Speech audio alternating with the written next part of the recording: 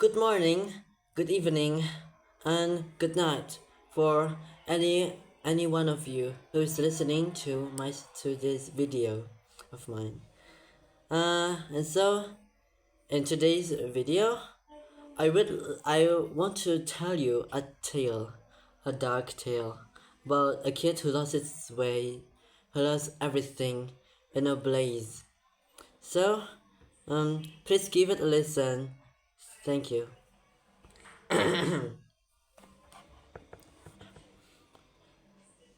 Once upon a time, somewhere in a deep forest, outside the deep forest, lived a bunch of children and a caretaker.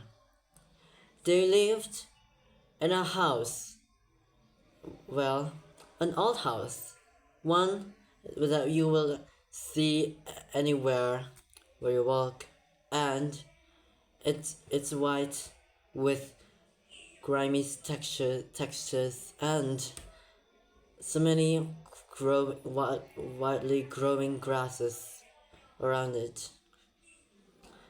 There are wooden doors inside the building, and the gate as well. The children both and the caretaker lived happily there until one day when a kid dressed in blue and all blackish suddenly heard something echoing weirdly in the deep forest. He was curious. He was very curious about it. Everyone was playing hide and seek with him until it gets dark. He then got out from his hiding spot and went inside the forest. And inside the deep dark forest, he ventured deeply, avoiding all the branches, avoiding all the weirdly shaped oddities inside it, like those weird tree trunks and those falling pine cones, until behind those trees that not for him to open the gate of the deeper places inside the forest. He shook. He was surprised. He was surprised to see something behind those nodding trees. A big and shining circus with tents and flying objects outside it, flying birds, doves and parrots outside, flying all together like they're freely outside in the world. And when his eyes glimmer in joyous diction, like he's never seen anything like this before in his life. And his life when he walk inside the entrance of the tent circus, he found himself awestruck with all of the things inside it, such as flying eyeballs looking at the people inside, all the teacups slippery on the floor, and juggling eyeballs as well. Like they all look at each other menacingly. There are also clowns dressed in somewhat weird fashion, like those gigantic huge collars around their necks, and the shivering the shivering headlights everywhere. They look so whimsical. Oh, don't mention about the tangling strings behind those curtains. They'll look like one that will suddenly snap you apart. Well, it was fine. Everything was whimsical, and everything seemed so fantastical. Yeah, he thought so until everything suddenly turned somewhat creepy. Like they all look like they will crunch at him and gnaw him to death. But even so, he can't resist all of them. He just ran away really hard to avoid all of them. Like like he do, he doesn't know what to do else. What things he could do to avoid them all. So he just ran away quickly, avoiding all of those creepy guys and people and objects until he tripped on something. It was I it was somebody's body, and he rolled down, bashing into everyone on the way, onto stores and into stores and all the people having fun there, enjoying their time in the circus, and tripping on all sorts of wooden blocks and stores. No, wooden blocks and stands. He wasn't sure what to do there. He couldn't resist all of them. So he just let his body roll down until he hit the bottom, which is a place that's shaped to be a music box.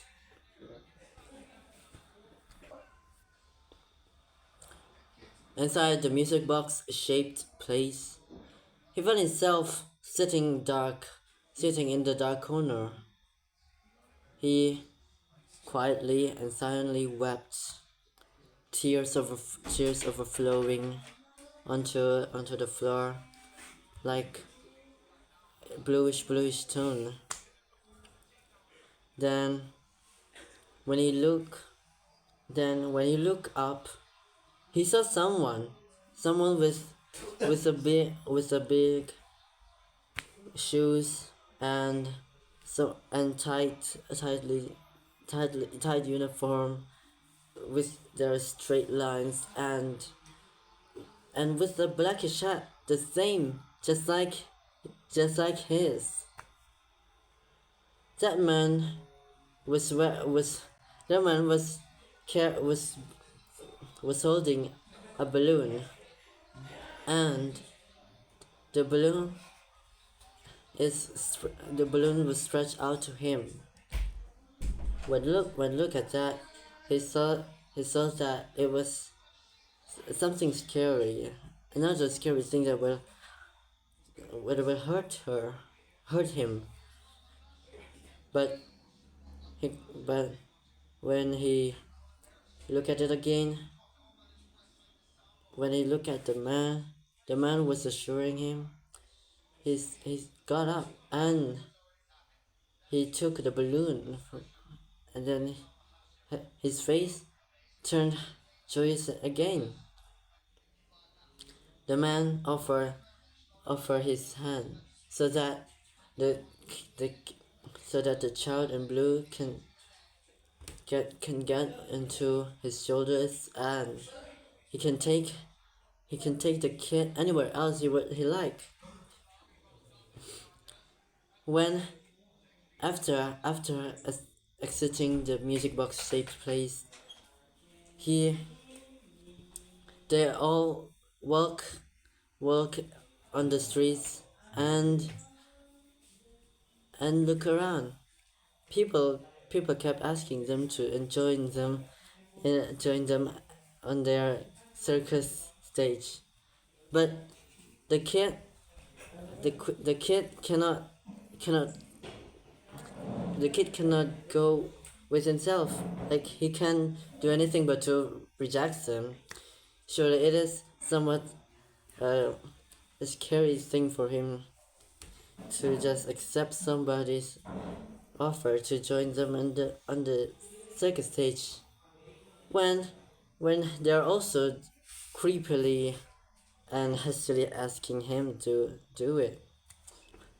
Then, after walking some time around and climbing up some ladders, they arrive on the top of the circus, which is a big place upon a big stage as well.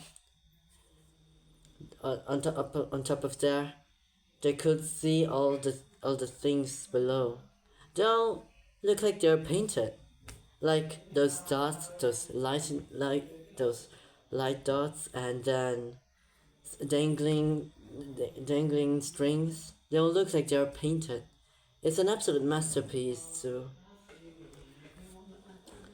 And so the kid and the man sit there and thoroughly enjoying the view there is. When he until the kid finally fell asleep and all was fine and peace.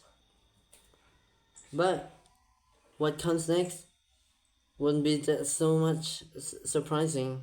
Like, the balloon on the kid's hand, it flew up and up and up, and it got stuck on those lining structures of woods. Like, it got tied up on those blocks of woods. It couldn't escape. And then when the balloon tried to escape from all this from the tied up strings, it explodes, and then it's scared, and then the strings, which also surprisingly got tied up with the string of a dancing doll beneath it on the stage. And when the dancing doll got sent up again, she got scared. She got scared that she will die, and then she screamed at the top of her lungs until everyone started panicking. All the stallmen and all the people, the performers below on the ground, they all were panicked. They couldn't do anything. And what's more than that, the exploding balloon shattered the light bulbs, and then all of the place caught on fire. The dancing doll caught on fire as well, and it fell into the ground. Everyone was shattered in pieces. The fire was wilding like a beast, and it was raining, chasing everywhere. It burned down all of them. It destroyed everything there.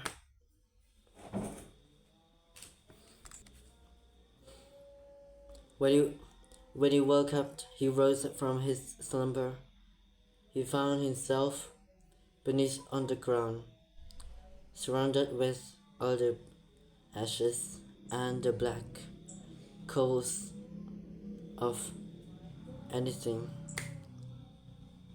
It was torturous. The kid couldn't see anything. It was all red. It was all reddish golden. Like, the masterpiece was absolutely destroyed. Like, it was ripped apart and burnt down to pieces. But he couldn't do anything until he cried for help. He cried so much, but it couldn't even but he couldn't even solve his problem when the tall man he met minutes ago showed up behind all those wilding fires, and then quickly sprint at him and carried him by the arm, and then throw the kid as far as he can. And the kid was outside finally, onto the deep cold forest, watching the tent slowly crumbling apart, crumbling down, collapsing, with the man silently bowing goodbye to him.